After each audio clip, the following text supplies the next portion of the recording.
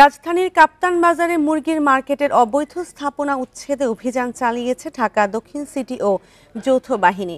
শিক্ষার্থীরা উচ্ছেদে যোগ দিলে তাদের ওপর হামলা চালায় অবৈধ দখলদার ও ব্যবসায়ীরা। এ সময় আহত হন বেশ কয়েকজন। সড়ক দখল করে মুরগির ট্রাক রাখায় 5 ব্যবসায়ীকে জরিমানা করেন নির্বাহী ম্যাজিস্ট্রেট।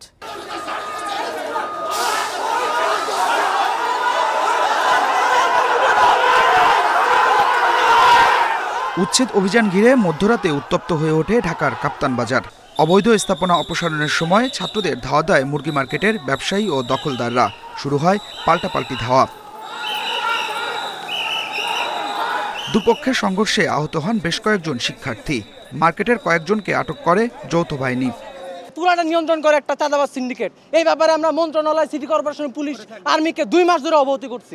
আজকে এসে উচ্ছেদ করা হয়েছে। পুলিশ আর আর্মির সামনে ন্যাক্কারজনকভাবে আমাদের ছাত্র ভাইকে আক্রমণ করা হয়েছে। আইন শৃঙ্খলা বাহিনী তাদের কাজ করতেছে। এমন অবস্থায় ম্যাজিস্ট্রেট থাকা অবস্থায় কিছু অতি উৎসাহী জনতা আতঙ্কিতভাবে আমাদের হামলা করছে। রাতে সংঘর্ষের সূত্রপাত হয় কাপ্তান বাজারের অবৈধ স্থাপনা উচ্ছেদ ঘিরে। সিটি কর্পোরেশনের নির্ধারিত জায়গার বাইরে সড়ক আটকে রাখা হয় শত শত মুরগির ট্রাক। এতে প্রতিদিন তৈরি হয় যানজট। অবৈধ দখল উচ্ছেদে রাতে অভিযানে নামে যৌথ বাহিনী এবং দক্ষিণ সিটি। এতে যোগ দেয় ছাত্ররা।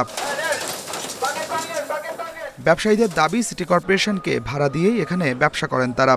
যেটা সিটি কর্পোরেশন আমরা টাকা দিই, আমরা অন্য কারো টাকা দিই না। সিটি কর্পোরেশন আপনি টাকা দেন, কত টাকা দেন? 1 লক্ষ কত টাকা প্রতিদিন জমা হয় সিটি কর্পোরেশনে, যে খাসের জন্য। এই টাকাটা কে নেয়? সিটি কর্পোরেশন নেয়। নামটা কি? নামটা তো জানি না। তবে নগর কর্তৃপক্ষের দাবি, ইজারার মেয়াদ শেষ হওয়ায় খাস কালেকশন হচ্ছে। তবে অবৈধ স্থাপনার জন্য কোনো অনুমোদন বা টাকা নেওয়া হয় না।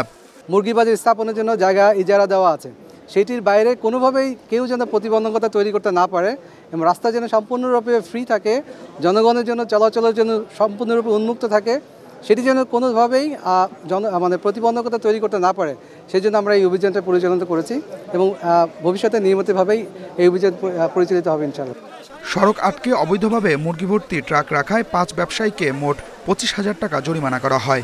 এছাড়া সড়ক আটকে ট্রাক না রাখতে মুচলেকা দিয়েছে ব্যবসায়ীরা। Adilur Rahman, independent news, Dhaka.